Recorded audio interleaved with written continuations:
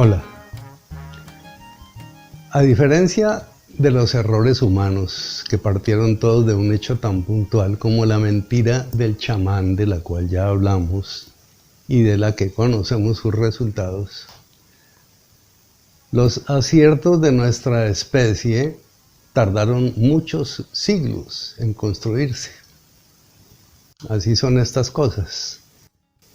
Mientras que las cosas buenas se pueden tomar mucho tiempo y costar mucho trabajo, las cosas malas, las que pueden destruir todo lo bueno en un momento, pueden llegar en un solo segundo de descuido. Pero bueno, lo importante no es que nunca nos pasen cosas malas, sino que estemos preparados para afrontar esas cosas malas. Y eso solo se logra si tenemos una espiritualidad fuerte, sólida, que haya llegado a la madurez. ¿Y saben ustedes qué es la madurez? La madurez es cuando uno ya no necesita que le digan mentiras. Es cuando uno es capaz de entender enseñanzas como las de un Albert Einstein o enseñanzas como las de la milenaria sabiduría de los hindúes, que coinciden ambas en que absolutamente todas las cosas que pasan o que existen en el universo son o suceden dentro de una perfecta relatividad que lo sostiene todo. Es decir, dentro del perfecto equilibrio entre fuerzas opuestas. Y en lo que tiene que ver con nuestra vida personal, entre las cosas buenas y las malas que nos puedan afectar.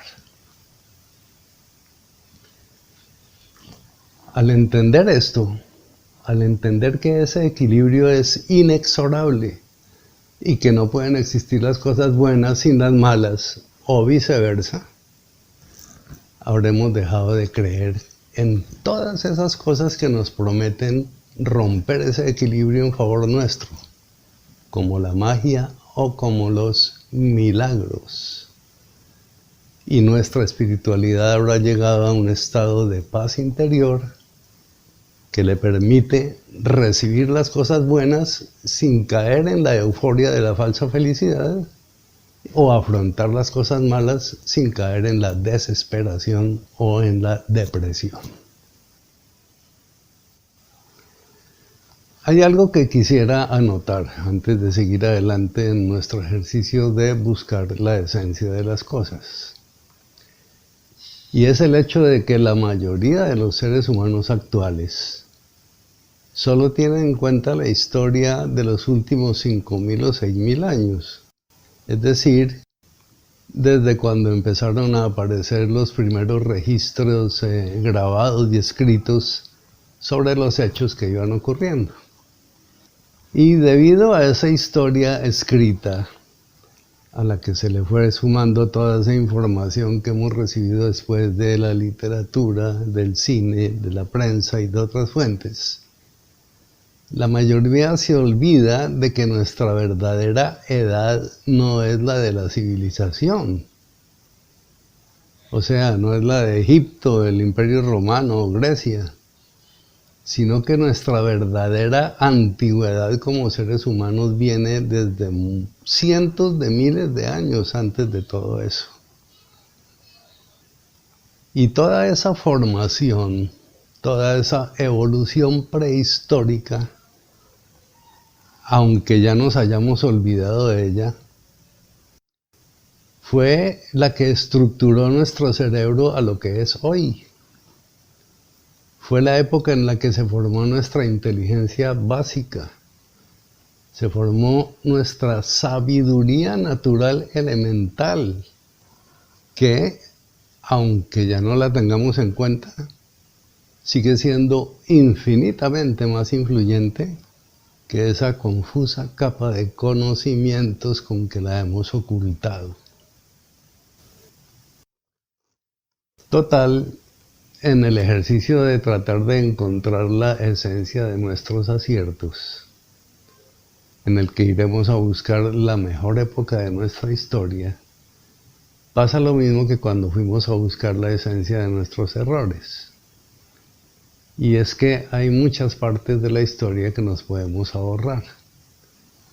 Comenzando, para ser coherentes con lo que ya habíamos hablado en los anteriores capítulos, por olvidarnos de estos últimos 10.000 años que han sido la peor era de toda nuestra existencia, en la que hemos cometido tantas estupideces como para haber traído a la humanidad al borde de la extinción. Quiero dejar claro que el hecho de que yo considere esta época tan errática como la peor de todas, no implica que desprecie los adelantos y ventajas con que en los últimos años se ha mejorado nuestra vida física. Me refiero a los avances de la ciencia y de la tecnología. Todo eso está muy bien. A lo que me refiero como peor época es a la de nuestra mente, a la de nuestra personalidad como especie, que se ha creído la propietaria de la naturaleza y que no ha sido capaz de entender que comparte con muchas otras especies el privilegio de habitar este planeta.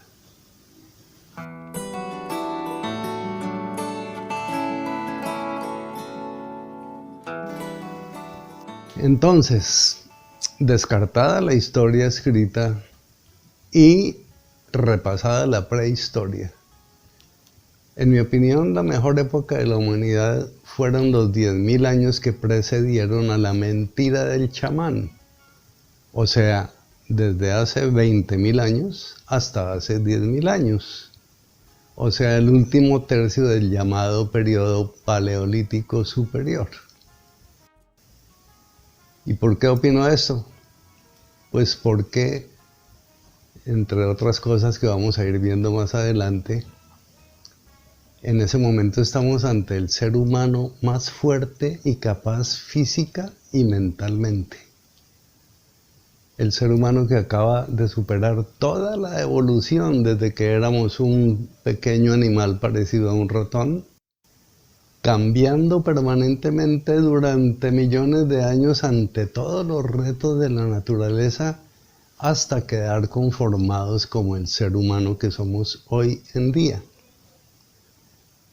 El ser humano que se extendió por el planeta entero, dominando todas las circunstancias, adaptándose a todas las condiciones y en ese momento, hace 20.000 años, saliendo indemne de la última glaciación, es decir, de la última era del hielo de manera más exitosa que cualquier otro animal.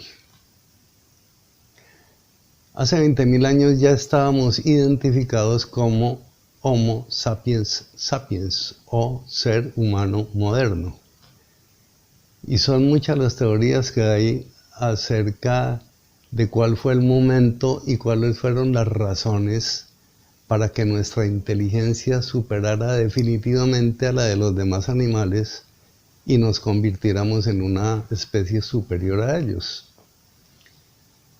Y se habla que eso fue debido a nuestra habilidad manual o fue debido a nuestra capacidad para razonar y para organizar y para planear estrategias como las que usábamos para la caza y la pesca, o la habilidad para adquirir conocimientos y aplicarlos, y otras que también son susceptibles de ser desarrolladas por otra clase de animales, también las desarrollan.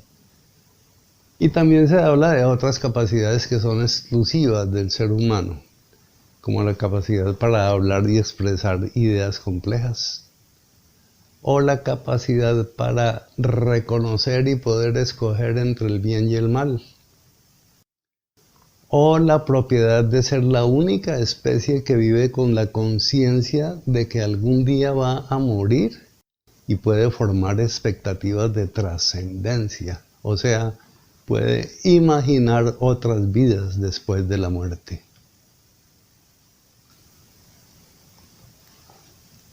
Total, todas esas teorías y otras que no he nombrado, pues tienen fundamentos muy razonables. Y la diferencia entre los animales y nosotros, pues no creo que dependa de una sola de ellas en particular, sino que depende de la suma de todas esas razones. Pero hay otra razón de la cual no he oído hablar, pero me parece completamente determinante, y es que cuando nuestra inteligencia se separó, se fue más lejos de la de los animales, fue en el momento en que comenzamos a hacer arte. Esa es la que más me convence, porque para hacer arte el ser humano tuvo que encontrar un tiempo, aparte del dedicado a la supervivencia y a la cotidianidad, un tiempo para concentrarse en sí mismo hasta el punto de liberar la mente de todos los instintos naturales y dejarla retosar por los campos de la imaginación y la fantasía y la creatividad. Tuvo que encontrar un tiempo para enseñarle a su mente y a sus manos y a todo su cuerpo a sincronizarse en tareas sutiles y sublimes que calmaban el espíritu y que le daban felicidad al artista y a las personas que disfrutaban de su obra. Son muchas las muestras de arte que nos quedaron de esa época, entre otras nada menos que la música nació en esa época, y el canto, y la danza, y el histrionismo. Y hasta nos quedaron maravillas como las plasmadas en las pinturas rupestres, donde se ve toda la naturaleza. Se ve el sol, se ve el cielo, las praderas con los bisontes, con los ciervos, los peces en el río, se ven los hombres cazando, las mujeres con sus niños, en la aldea con los fuegos de los hogares. Lo único que no se ve en esas pinturas es dioses o seres no naturales. Y no se ven dioses porque no existían, no se los habían inventado. No existía la mentira. También nos quedaron unas encantadoras tallas pequeñas en hueso, en piedra, en madera, y también unas esculturas más complejas y más representativas, como las famosas Venus paleolíticas, que parecen haber sido inspiradas por la fecundidad femenina, a la que ellos, y nosotros también, por supuesto, le debemos la existencia. Eran obras sencillas, de tamaño reducido. Acuérdense que estamos hablando de nómadas que se demoraban muy poco tiempo en cada parada y les gustaba viajar liviano, es decir, con la menor carga y las menores complicaciones posibles. Qué hermoso debió ser el arte para el artista y para su público en esos días en los que carecía completamente de valor comercial. Era puro goce, era maravillarse ante los resultados, ante los logros. Algo muy diferente a lo que pasa hoy en día, que desafortunadamente lo digo por experiencia propia, el arte ya no se vive como una experiencia espiritual e íntima, sino que se sufre más de lo que se goza, porque ahora es una actividad competitiva destinada a satisfacer un mercado cada vez más voraz y cada vez más deshumanizado. Esa clase de arte que practicaban nuestros antepasados del Paleolítico es uno de los aciertos de nuestra especie, que debería ser conocido por las mentes limpias de las niñas y de los niños de hoy y del futuro. Esto que les estoy hablando acerca de los sentimientos del ser humano hacia el arte de aquellos días es apenas una pequeña muestra de la esencia pura de un carácter auténtico, todavía libre de contaminaciones ideológicas, que nos sirve como preámbulo para el próximo capítulo, en el que me propongo establecer algunas comparaciones con las cuales voy a mostrar lo que debería ser la humanidad para este mundo al que nos vamos a enfrentar, en el que, aparte de enfrentar el peligro de extinción que tenemos en este momento, nos vamos a ver ante pandemias mucho más agresivas que esta del coronavirus,